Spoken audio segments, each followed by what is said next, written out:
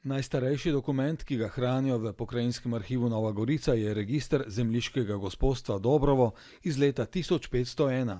Vendar je večina pisne dediščine z Goriške ostala v Italijanski Gorici, kjer je nekoč bil sedež deželnih služb. Naše gradivo se pretežno začne, jaz tako računam, da okrog 85%, najmanj 85% gradiva je iz časa po 45. Jaz sem mislila, da je tudi, kaj je bilo za časa borbe in 43, ker so se vračali Slovenci, ki so jih dosti tudi likvidirali iz osebnega sovraštva, ne? In tako, to me je zanimalo najbolj.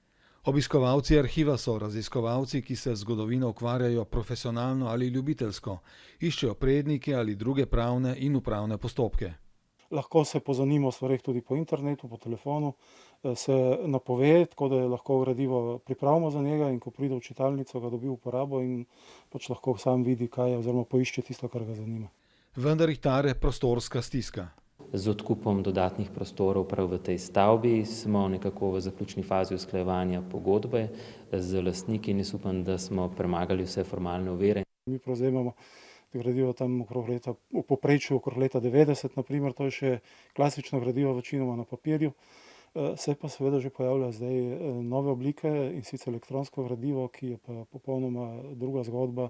Na ogled je tudi priložnostna razstava fotografij Soške fronte iz zapuščine Johana Freunda, katerega potomci so vso dokumentacijo podarili ravno novogoriškemu arhivu.